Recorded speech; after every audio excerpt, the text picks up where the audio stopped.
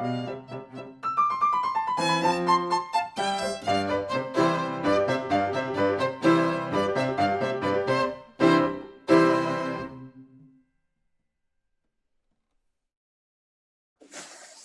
gran saludo para nuestro público.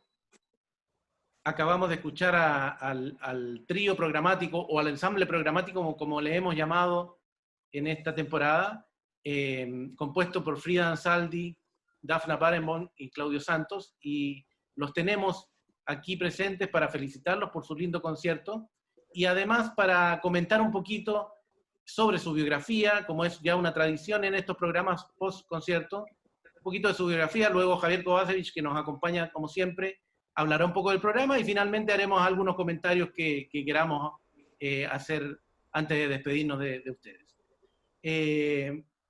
Frida, te saludamos en este concierto para que nos cuentes un poquito de tu trayectoria, y después vamos pasando por Dafna y Claudio y después nos vamos con el programa. Te saludamos y Ya, felicidades por el concierto. muchas gracias, Alex. Bueno, contarles un poquito sobre mi trayectoria. Yo soy una violinista chilena que me inicié aquí en Chile.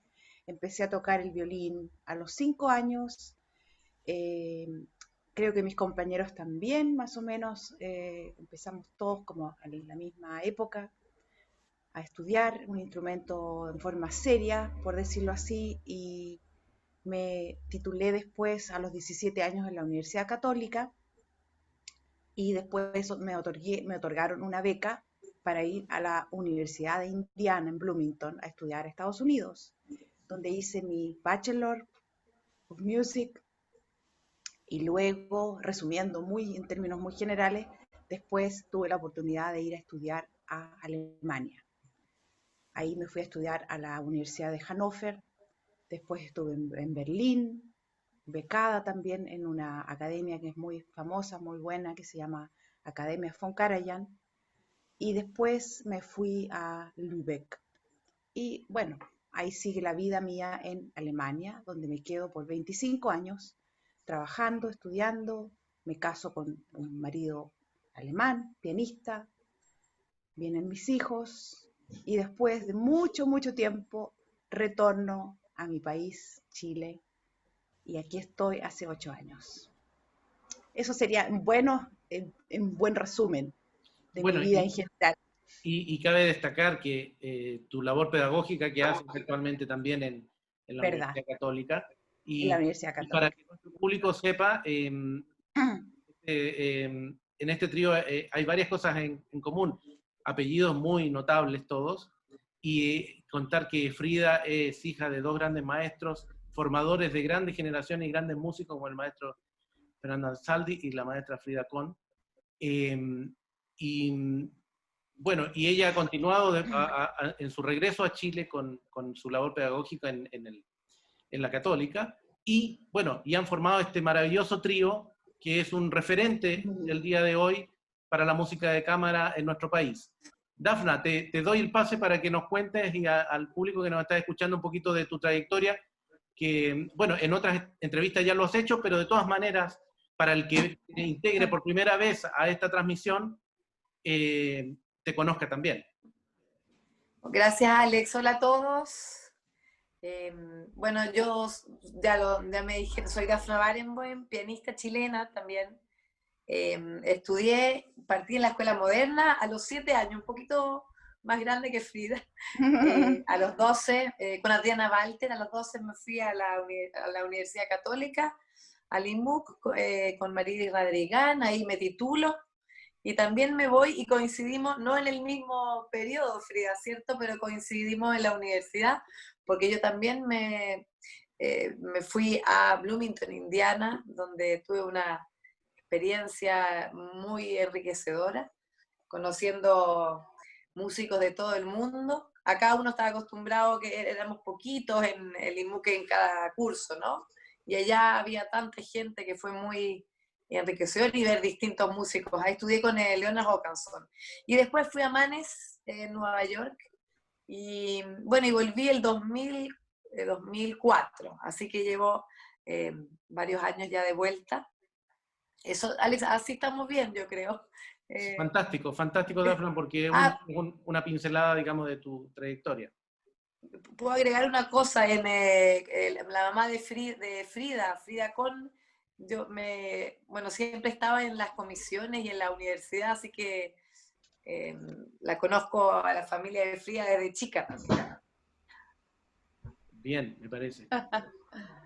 Claudio, cuéntanos un poco también para que el público que ya te conoce, pero los que se integran por primera vez a esta transmisión, sepan un poco de ti. Hola, ¿cómo están? Gracias, Alejandro.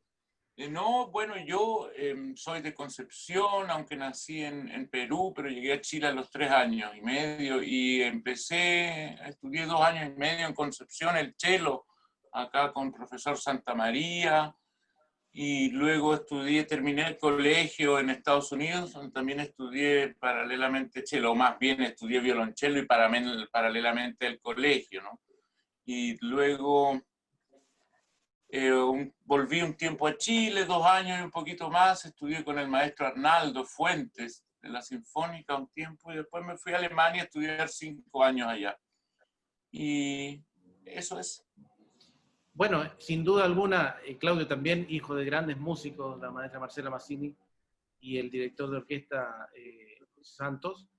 Y entonces tenemos aquí un trío de primera, y como ustedes pueden haberse percatado, con una experiencia tanto desde la música como desde la formación tremenda, digamos. Yo quería un poco agregar un poco de lo que decía Dafna de que en su etapa en Bloomington se había encontrado con tanta gente de todo el mundo que estudiaba. Eso, por un lado, es una cosa que permite tener una presión, entre comillas, pero también una inspiración muy grande, me imagino, que la experiencia que uno ha tenido en el extranjero, me imagino que para ustedes también ha sido siempre como más que una competencia, una inspiración de sentirse acompañado en lugares donde la música es una cosa tan importante y una profesión tan respetada, que es una cosa por la cual estamos luchando y que han luchado las generaciones anteriores en nuestro país, y también nosotros tenemos la misión de demostrarle al público que este es un camino que existe, digamos, y que se hace con sacrificio, como todas las cosas, pero es un camino que es completamente viable. Vamos a saludar a Javier Kovacevic, que como es habitual nos comenta de los programas. Hola, Javier. Hola, Alex. Hola, Dafna, Frida y Claudio. Hola.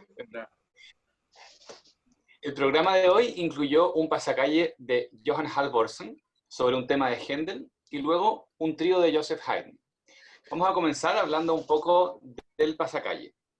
Johann Halvorsen no es un compositor demasiado conocido, si se compara, por ejemplo, con Grieg, que también es noruego, pero tiene varias piezas, tiene conciertos para violín, tiene mucha música incidental, escrita para obras de teatro, y además de eso, él fue un director de orquesta muy destacado y fue un violinista virtuoso también. Así que fue un músico multifacético. Desde muy niño tuvo una técnica excepcional, como muchos otros maestros, y gracias a ello pudo viajar a estudiar a Suecia y a Alemania, y luego retornó a Noruega, donde tuvo bastantes cargos de importancia, fue por ejemplo director del Teatro Nacional, etc. Entre todas sus obras, el pasacalle es seguramente la más conocida. El pasacalle es una forma de composición que tiene su origen en España, que solían ejecutar los músicos ambulantes, ¿ya? Desde el siglo XVII, y a grandes rasgos podemos decir que se articula a partir de un bajo repetitivo sobre el cual se van realizando variaciones. Su ritmo suele ser ternario y también suele estar en tonalidad menor y tener un carácter un poco grave, ¿ya? Por supuesto no es una regla, pero ocurre la mayoría de las veces. En este caso, la obra de Halvorsen está inspirada en el último movimiento de una suite para clavecín de Händel, ¿ya? Una obra para teclado originalmente. Halvorsen toma esta pieza y consigue una serie de variaciones que tienen mucha riqueza tímbrica y un virtuosismo bastante exacerbado. Al comienzo lo que hace es atenerse a adaptar la música de Händel, pero luego la va revistiendo un lenguaje que es cada vez más propio de las cuerdas. Entonces, la secuencia inicial, bastante sencilla, que solo tiene 4 compases y tiene ritmos con puntillo. Eso quiere decir que suena así, pam, pa, pam, pa, pam, como ustedes pudieron escuchar. Este material inicial va mutando y empieza a aparecer, por ejemplo, una miríada de armónicos, articulaciones, notas agudas, acordes de 4 notas, o sea, 2 en el cello y 2 en el violín. Y el final es muy llamativo porque tiene un toque ya muy alejado de lo que habría hecho Händel, y tiene una sección expresiva en un tempo más tranquilo, más rapsódica si se quiere, y luego aparece una secuencia muy vigorosa, el violín hace unas escalas, el cello también unas escalas que llegan a notas muy agudas y difíciles de tocar, y luego hay una secuencia de acordes muy vigorosos y rítmicos. Los dejo a ustedes con la palabra si quisieran aportar alguna impresión sobre la pieza. Bueno, no, digamos, la pieza es más que nada lo que describiste, muy virtuosa para los 2 instrumentos. También se toca mucho violín y viola, y se toca también con a veces con acompañamiento, por ejemplo, con piano o con, yo lo he tocado así solo y con orquesta de cuerdas 2 veces también. Y cambia un poco, pero es básicamente, por supuesto que los protagonistas son los 2 instrumentos, ¿no? Frida, no sé si tú quieres decir algo. Sí, también Entretenida se de tocar toca, como la mayoría de las piezas. sí, yo lo he tocado con viola y también lo estudié con contrabajo, se toca con contrabajo, cual es interesante por el timbre, ¿no? Y es muy virtuoso para el contrabajo. Eso. A mí me gustaría agregar que la pieza es impresionante, ¿no? O sea, para el oyente es una pieza que produce mucho placer y mucha impresión, digamos, del virtuosismo que despliegan ambos instrumentos, digamos. ¿Mm? Y está tan bien escrita que realmente es un placer escucharla, y felicidades por la interpretación de ustedes. Gracias, gracias. Además, el género de las variaciones siempre es interesante y entretenido porque uno sabe que se va poniendo cada vez más difícil al final. Eso es lo que suele ocurrir. Entonces uno está esperando para ver qué va a pasar al final de la pieza. En realidad las variaciones, claro, uno alcanza a percibir todavía la melodía inicial, pero de alguna manera suele irse distorsionando y va incorporando herramientas cada vez más propias del lenguaje de cada instrumento. Ese es algo que pasa mucho en el género de las variaciones, y en este caso no es la excepción. Luego tenemos a Joseph Haydn. Bueno, este compositor sí que sí es muy conocido. Él es uno de los últimos representantes de un prototipo, digo, del siglo XVIII, que es el del músico que se desempeña como maestro de capilla y vive en la corte. Voy a explicar un poquito después las implicancias que esto tiene. Antes quisiera aclarar que Haydn fue también una excepción a la regla, porque en la cúspide de su carrera llegó a tener el 3er salario, o incluso algunos dicen que el 2º salario más alto de toda la corte de los Esterházy. Y eso era bastante poco usual en la época, que un músico fuera tan bien valorado y recibiera un sueldo así como él. Haydn venía de una familia de fabricantes de carrozas, pero su padre era aficionado a la música, entonces él creció en un ambiente que fue propicio para desarrollar su talento, y a los 8 años se fue a vivir a Viena, donde integró el coro de la catedral y aprovechó para estudiar clave, órgano y violín. Después cambió de voz y lo despidieron del coro, que es algo que suele pasarle a los hombres sobre todo, y ahí se puso a trabajar como profesor de instrumento o tocando en iglesias. Y entre medio se dedicaba a la composición, y era aprendiz y asistente de Nicola Porpora, que era un compositor de ópera sobre todo, y profesor de canto. Hay una pieza de él que aparece en la película Farinelli, como dato, era bastante conocido, y él le presentó a Haydn a músicos como Christoph Gluck o Karl Dieters von Dietersdorf, y también es importante mencionar que Haydn tuvo una amistad muy estrecha con Mozart, y muy duradera también. En 1759 empezó a trabajar en la residencia de verano, del conde von Morzin, en Bohemia, y ahí estrenó su primera sinfonía. Ese día fue fundamental para él porque entre el público estaba el príncipe Paul Esterházy, que después le ofreció trabajar en la corte. El contrato era como segundo maestro de capilla, no como primer maestro. Entonces él tenía que dedicarse a todas las músicas que no fueran religiosas, a las músicas que fueran seculares, digamos. Pero el contrato era muy especial, y esto es lo que quería destacar porque le obligaba, por ejemplo, a velar que los músicos en la orquesta estuvieran ordenados, a ver que sus ropas estuvieran limpias, y si no estaban limpias, limpiarlas él mismo, revisar las pelucas, todo eso estaba estipulado en el contrato. Y además le tenían prohibido escribir obras que no fueran encargadas o realizar copias de lo que escribiera sin autorización.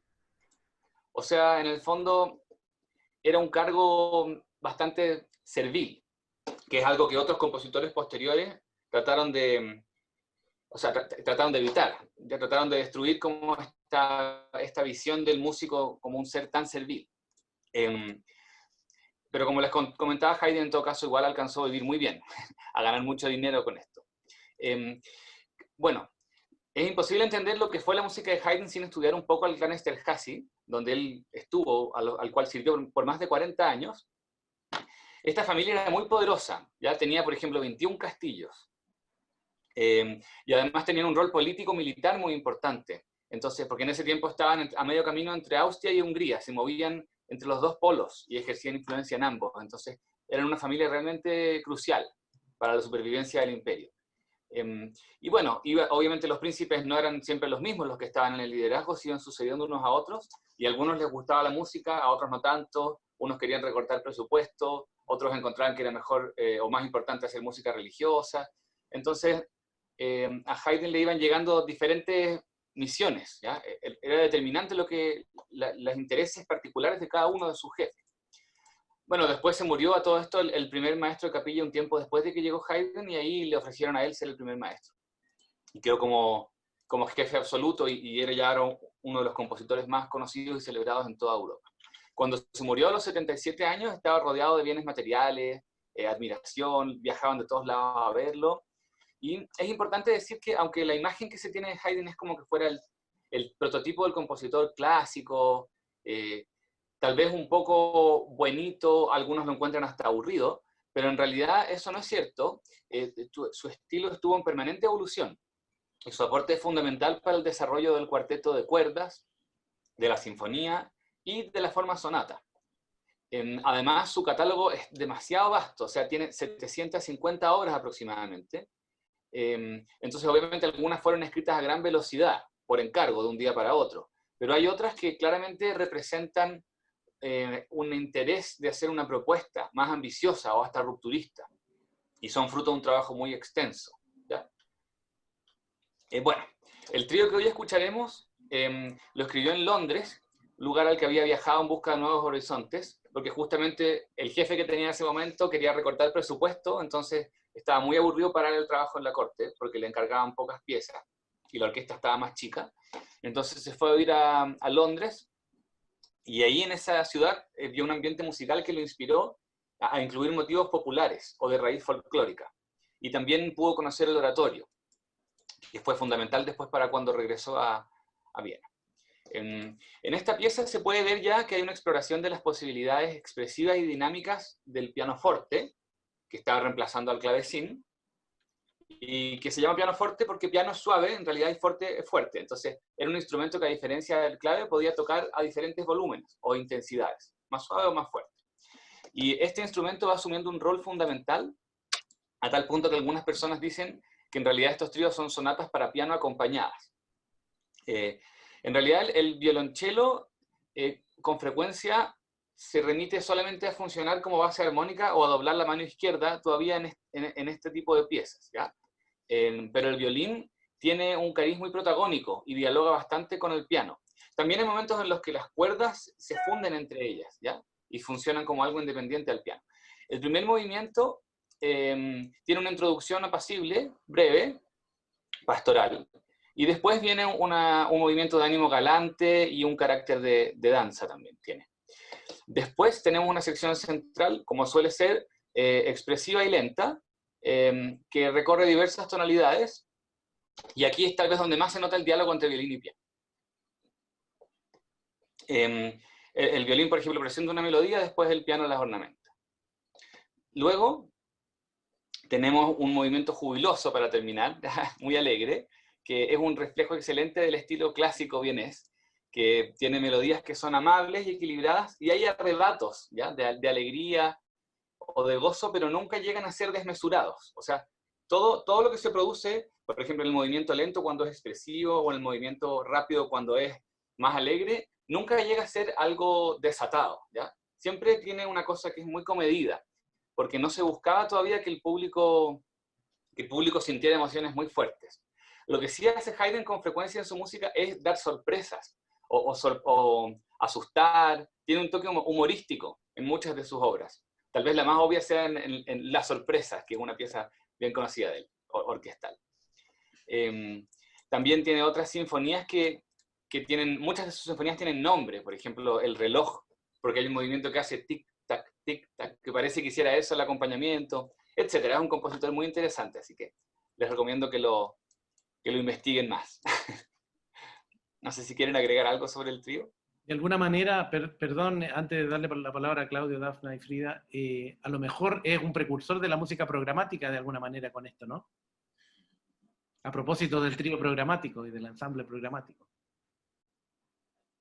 Podría ser, sí, tienes razón. Pero lo único que agregaría yo es que le hagan caso a lo que dice Haydn. Investiguen a Haydn porque de aburrido no tiene nada. ¿Ah? No, Haydn claro. es increíble, Haydn. Dafna, no sé si quiere decir algo que no ha hablado. Lo mismo, estoy de acuerdo. Bueno, y hay unas variaciones para piano en fa menor, son preciosas. Eso sí, es verdad lo del humor, yo encuentro, y es como que es sorpresivo de repente, y hay veces hasta que uno se ríe internamente, ¿no? Bueno, a mí me encantó tocar este trío. Javier dijo que el cello dobla la izquierda muchas veces del piano, y yo me siento acompañada, me están doblando, y bueno, y con Frida que dialogamos con el violín. Para mí, Haydn, o sea, cuando estudié el primer trío, un trío de Haydn, el primero que yo estudié fue cuando un año había dejado el piano, la única vez, en cuarto medio, y la verdad que me reencontré, o sea, no es que me reencontré con la música, porque siempre estuve con la música, ¿no? Pero empecé a tocar cámara, un trío de Haydn, y me llenó también. Así que este recuerdo, cuando yo empecé a estudiar a tocar con Frida y Claudio este trío, me recordé ese momento de mi vida. Eso, no sé qué más puedo decir, es alegre, tiene como varias emociones, como dijiste tú, Javier. ¿Frida? ¿Quiere agregar algo? Sí, bueno, fue un gran placer hacerlo y como nosotros abrimos los programas generalmente, todos los programas que hemos tocado con Haydn, ha sido muy grato también, porque tiene un carácter fresco, alegre, como decía Dafna, entonces ha sido muy bonito poder compartir y sentir el compartir con los instrumentos, además, como justamente tú lo explicabas. Entonces fue una experiencia muy grata con mis compañeros. Eso. Bueno, queridos Frida, Dafna y Claudio, y Javier, por supuesto, bueno, quizás una anécdota para que el público lo sepa y que es muy, muy linda y muy interesante. Me parece que ustedes, cuando hicieron su primera o una de sus primeras presentaciones como trío hace varios años, el leitmotiv del concierto que ustedes hicieron era de inspiración programática. ¿Mm?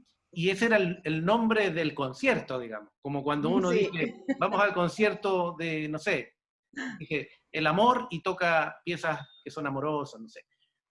Y aquí todo el programa de ustedes era de inspiración programática. Y por alguna razón fue tan exitoso su performance en esa oportunidad que algunos pensaban que el ensamble de ustedes se llamaba Inspiración Programática.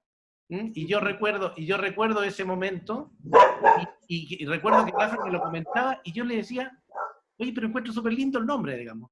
Y bueno, quedaron, y siguen hasta el día de hoy, y van a seguir siendo el ensamble programático, que espero nos acompañen muchos años en el desarrollo de la música nacional. Muchas gracias.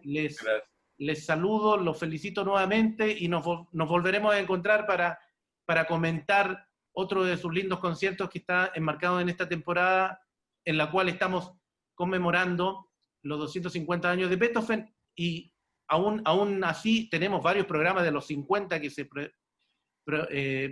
van a transmitir, que no todos están con obras de Beethoven, como es el caso de este, pero la temporada completa, los 50 conciertos, de alguna manera son un homenaje a estos 250 años que hemos tenido este año, que hacerlo de otra manera, pero de alguna manera, lo hemos comentado, nos va a quedar un material, digamos, un recuerdo del 2020 imborrable, digamos. Nunca se nos va a olvidar este año, porque además va a quedar un material de respaldo de qué pasó. Cuando en 20 años más nos acordemos, ¿qué estábamos haciendo nosotros? Bueno, grabamos y ahí están los videos. Los abrazo a todos, muchas gracias y nos encontramos en la próxima. Y al público que nos siga en las transmisiones, por supuesto, que son viernes, sábados y domingos, en distintos horarios. Por nuestras redes se sabe los horarios exactos, pero lo más importante es que si se lo llegan a perder, quedan todos en una lista de reproducción, por lo tanto los pueden ver las veces que quieran, y además, como una cosa que hemos comentado, esta conversación a veces queda muy bien verla primero y después el concierto, porque se entiende muy bien cuando ustedes vean el concierto por cuarta, quinta vez, obviamente que lo van a hacer, no olviden mirar esta conversación también muy interesante. Nos vemos, chicos, hasta la próxima, que estén muy bien. Chao. Adiós. Adiós. Chao, gracias.